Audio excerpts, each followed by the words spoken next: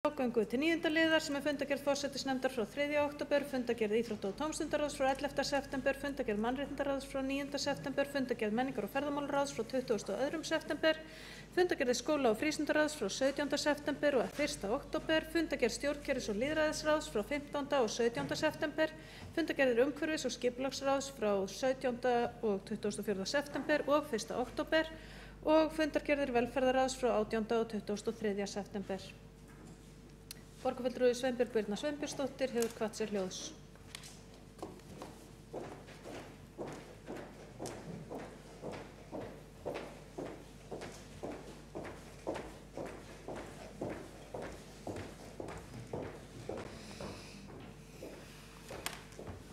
Háttvirtur forseti, borgarstjóri og borgarfulltrúar. Ég tek til máls undir fundargerð skóla- og frístundaráðs frá 17. september 2014 undir þar 4. lið. Þar var lögð fyrir skóla- og frístundaráð vinna starfshóps lífsleikni og lífsleiknikennslu. Og mér langar að koma hérna upp og ræða örstutt lífsleiknikennslu í grunnskólum. Ég saknaði þess þegar ég las yfir þessa skýrslu að sjá ekki meiri áherslu á lífsleikni eldri bekkinga í tengslu við daglegt líf. Þá á ég sérstaklega við til dæmis þekkingu eða hæfni til þess að gera einföld skattframtöl. Þetta virðist vera mjög mörgum ef ekki flestum sem koma út úr grunnskóla og eftir atvikum framhaldsskóla og jafnvel háskóla ofviða að gera, jafnvel þó þetta sé orðið mjög einfalt í tölvukerfi ríkisskattstjóra. Og mér finnst að það sé hlutverk okkar sem þeir sem kenna lífsleikni að þetta sé tekið þar inn. Í annan stað þá tel ég mjög mikilvægt að gera ungu fólki grein fyrir muninum á launþegasambandi og verktakasambandi. Allt og oft það þannig að ungt fólk fengið til starfa sem verktakar í svokallari gerviverktöku. Það þýðir það að ungir krakkar, ung börn, ungir einstaklingar verða ábyrgir fyrir svokölluðum rimlagjöldum, það að segja greiða tryggingagjald af laununum sínum, greiða eftir atvikum virðisaukaskatt, sækja virðisaukaskattsnúmer og náttúrulega þótt svo að tímagjaldi sé eflaust örlítið hærra að þá þetta minna sem kemur oftast í vasa þeirra því þau að standa skil og líka greiðslum í lífeyrissjóði.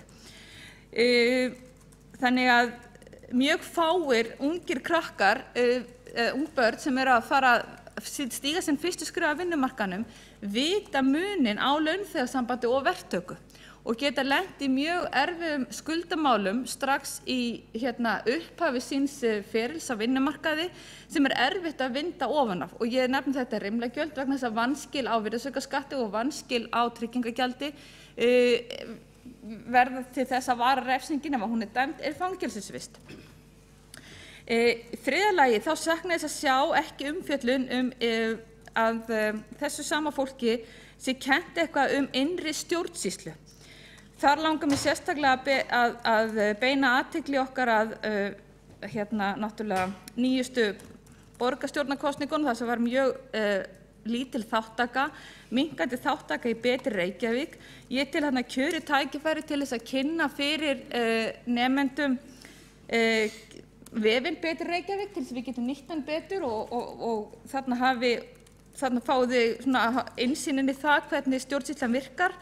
Mér finnst að þessi aldurshópur í 9. og 10. bekk að vita hvar sýslumaður hvað sýslumaður gerir, þarna giftir maður sem meðal annars skilji hvernig forræði á börnum sem að þau eignast, erfðamál og skipti bara þannig að þau vita að sýslumaður sé í Skógarhlíð 8 í Reykjavík og þinglýsingar á fasteignum, bifreiðum og sækjum vegabréf, ökuskírteini og annað slíkt.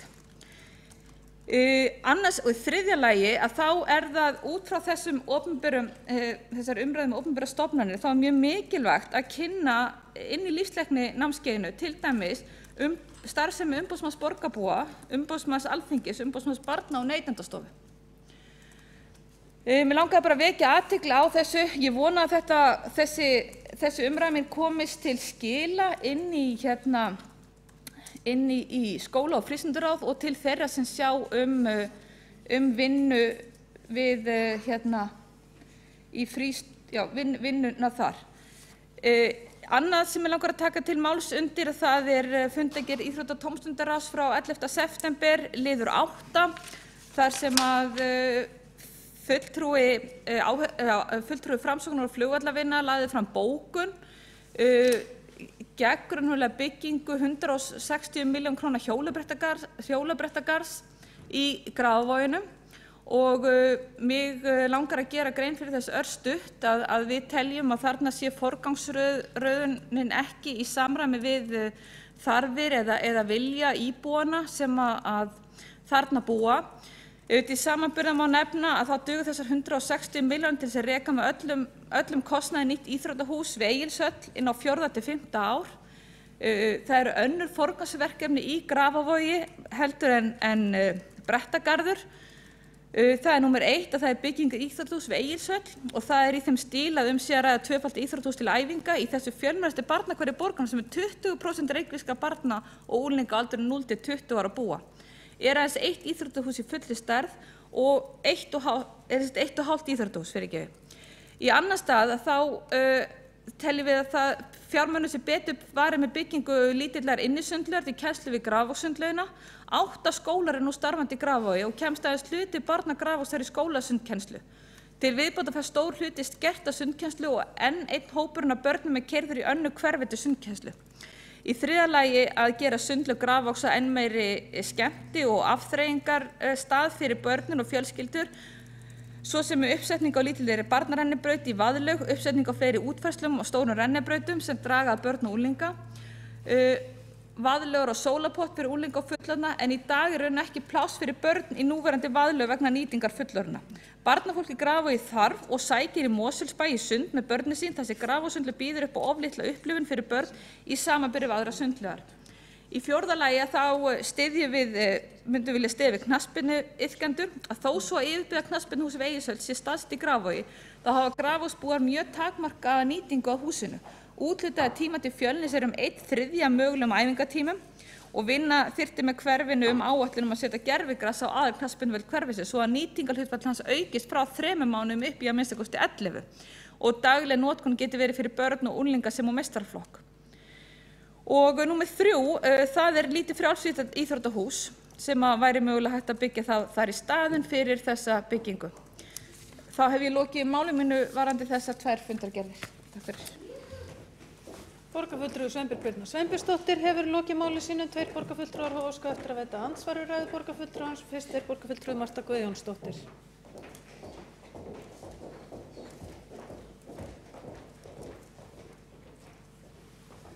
Forseti, góðir borgarfulltrúar, mér langar til að taka undir með borgarfulltrúa Sveinbjörgu Birnu Sveinbjörnsdóttur varðandi lífsleiknikennsluna. Ég held að sé afar mikilvægt að við skerpum á lífsleiknikennslunni hvað varðar það að gera nemendur læs á samfélagið.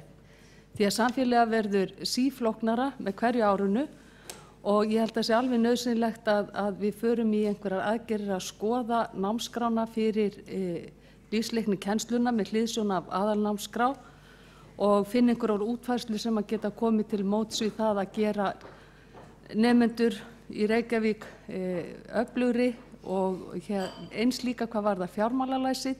Ég held að það sé mikil þörf fyrir aukna fjármálakennslu í grunnskólum.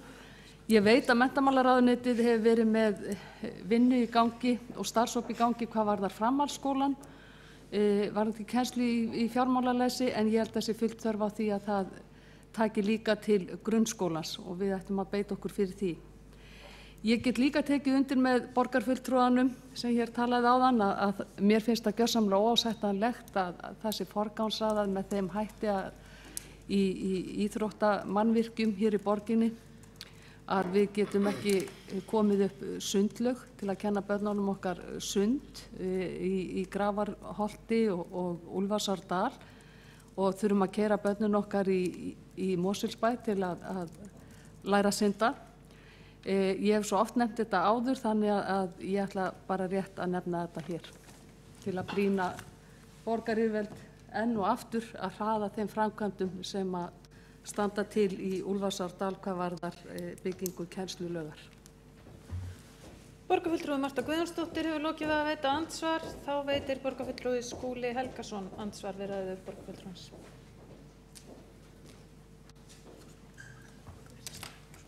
Forseti, kæru borgarfulltrúar, ég vildi rétt koma upp og benda á það að í ágætri skýrslu sem að málshefjandi gat varðandi lífsleikni og lífsleiknikennslu, þar reyndar tekið undir að mínu mati þessi sjónarmið á nokkrum stöðum. Þar til dæmis talað það og varpa fram þeirri tillögu að í lífsleiknikennslunni í framtíðinni hér í borginni verði fengnir sérfræðingar á tilteknum sviðum, þar á meðal í málefnum fjármálamarkaðarins til þess að koma að lífsleikni kennslunni, og sömuleiðis sérstaklega mælt með því að komið verði upp þematengdum gagnabönkum sem að nemendur í lífsleikni geti nýtt sér, og þar sérstaklega tiltekið að gögn sem að tengjast fjármálamarkaðinum eða fjármálaheiminum yrðu þar undir. Ég held að þetta séu athyglisverðar ábendingar sem komu fram í máli borgarfulltrúans og örugglega full þörf á því að við séum með betri og nákvæmari leiðsögn til nemenda í grunnskólum varðandi það svona hvernig menn eigi að bera sig að í viðskiptum og samskiptum sínum við kerfið innan gæsalappa, og ekki síst varðandi það hvernig menn þurfi svona að varast ákveðnar gildrur til dæmis á vinnumarkaði eða í meðferð fjármuna í okkar samfélagi. Það vitum við öll að talsverður misbrestur á því að svona almennir borgarar fái nægilega leiðsögn í þessum efnum eins og dæmin sanna. Borgarfulltrúi Skúli Helgason hefur lokið við að veita andsvar. Þá andsvörum lokið og næstur á mælendaskrá borgarfulltrúi Halldór Eiðar Svansson.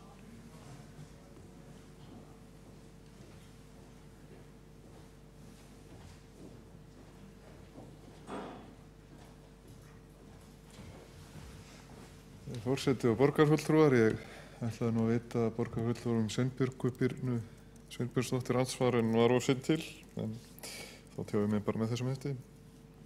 Ég ætlaði bara að fagna umræðu nauðsyn þess að veita krökkum og fólki almennt fræðslu hvernig það á að bera sig að í lýðræðislegu samfélagi og hvar það getur nálgast hlutina og hvernig kerfin okkar virka.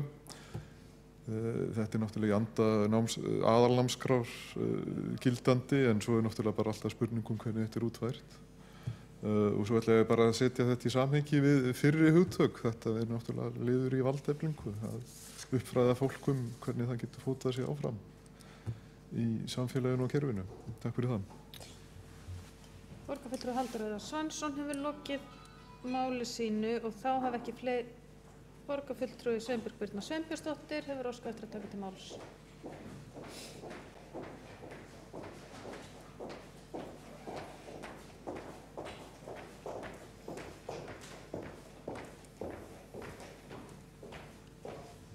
Hæstvirtur forseti, borgarstjóri, borgarstjórn, þakka bara fyrir hvað þær umræður sem hafa komið hérna, hvað það tekið vel í þetta, og ég ætla að áskilja mér rétt að koma með bókun undir lok fundar.